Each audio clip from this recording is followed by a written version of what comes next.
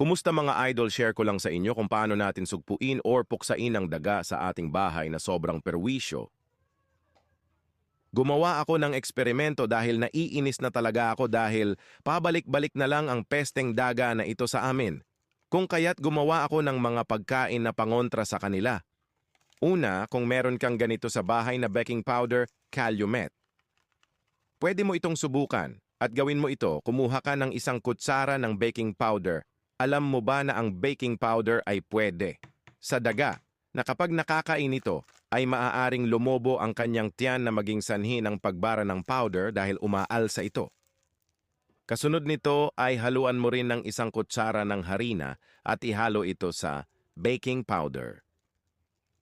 Dahil wala akong baking soda na mabisa rin daw sa mga daga na pwede nilang ikamatay, kaya sinubukan ko itong Calumet na madalas naming gamitin sa panghalo sa okoy na kalabasa, na mabibili lang sa palengke sa murang halaga.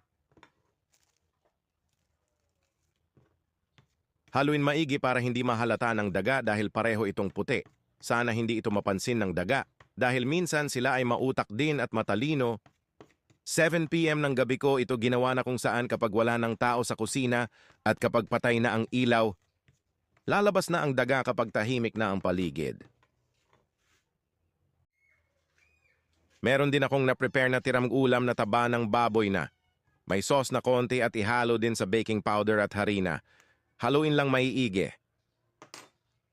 Kung meron kang tinapa or bagoong at iba pang ulam na pampaakit sa kanila, ay pwede mo rin itong ihalo.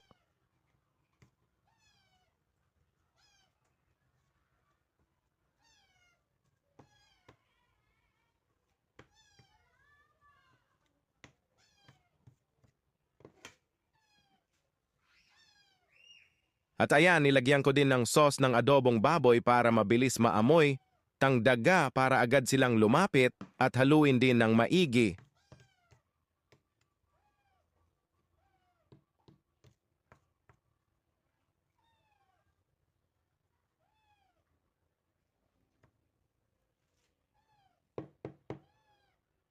At pagkatapos kumuha ako ng lagayan na pwedeng mga hindi nagagamitin at hinati ko sa tatlo para ilagay ko sa mga laging dinadaanan ng daga.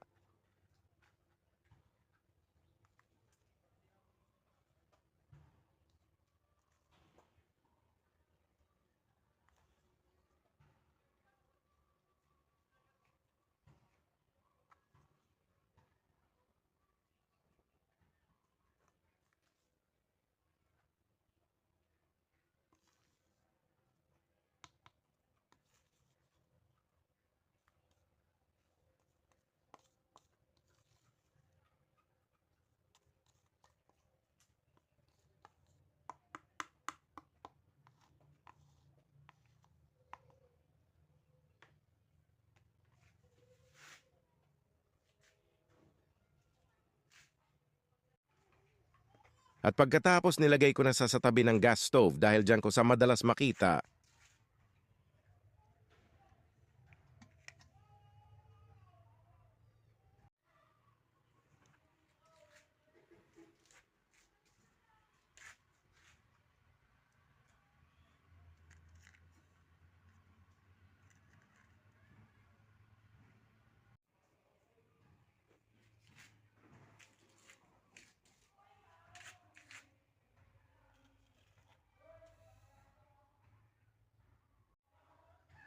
At dito buo pa siya at wala pang bawas.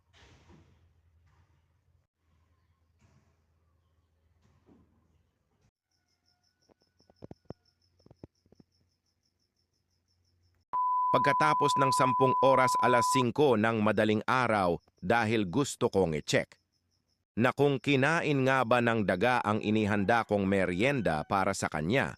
At yun nga, kinain niya ang mga ito. Tingnan natin kung umepekto. At dito mga idol, pagkatapos ng aking eksperimento, napansin ko ang aming maliit na pusa na may kinakain sa labas. At parang galit pa, akala mo naman ay aagawan ko siya. Sa palagay ko mga idol nang dahil sa pagkain na inihanda ko sa kanya. Kaya nahuli siya ng pusa dahil umepekto na ang pagkain at malamang lumobo na ang tiyan niya at hindi na siya makahinga.